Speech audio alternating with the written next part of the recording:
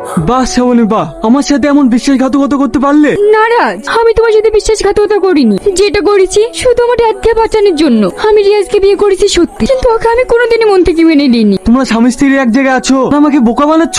তুমি ভুল ভাবছো। তোমাকে কেন বোকা বানাবো? বোকা তো বানিয়েছো ওই রিয়াজকে।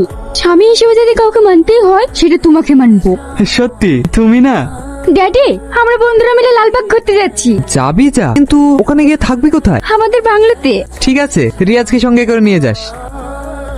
সব প্ল্যান তো মাটি হয়ে গেল। এ তো হাঁটুর উপর বিষ পড়া। আরে তো এসব নিয়ে ভাবছিস কেন? ওইখানে বেড়াতে গেলে একটা কাজের লোক লাগবে না? ওই কাজগুলো না হয় রিয়াজই করবে। ঠিক বলেছো শ্রাবণী, তোমার হাজবেন্ড আসছে। কে হাজবেন্ড? ওকে আমি হাজবেন্ড বলে মানি না। রিয়াজ, হাত 2 কাপ চা নিয়ে আয়। আমি তো কখন থেকে তোদের জন্য ওয়েট করছি। সুমি আর রিমি কোথায়? ওরা ঠিক চলে আসবে। নে চা খাই নে। শ্রাবণী, তোর সঙ্গে একটা জিনিস চাইবো, দিবি?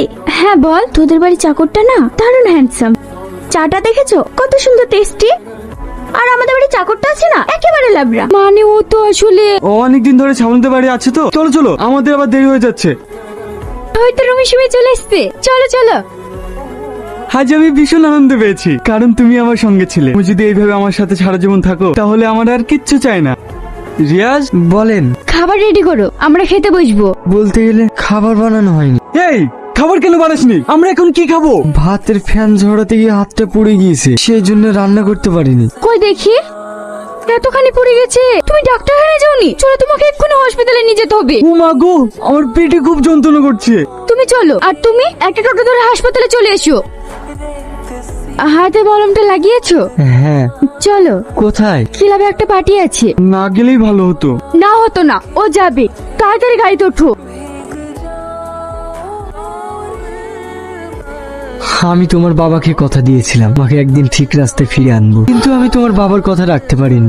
আমি জানি তুমি আমাকে কোনোদিনই স্বামী হিসাবে মেনে নাও, তাই আমি ডিভোর্স পেপারে সই করে দিয়ে আসলাম। তুমি এখন মুক্ত। Dad, dad. কি রে শ্রাবণী, চিৎকার করছিস কেন? এই তো রিয়াজ আমাকে ডিভোর্স দিয়ে চলে গেছে। আমি ওকে ছাড়া বাঁচবো না। ড্যাড, তুমি ওকে এনে দাও না ড্যাড। আসল সোনা তুই কাছে পেয়েও চিনতে পারলি না।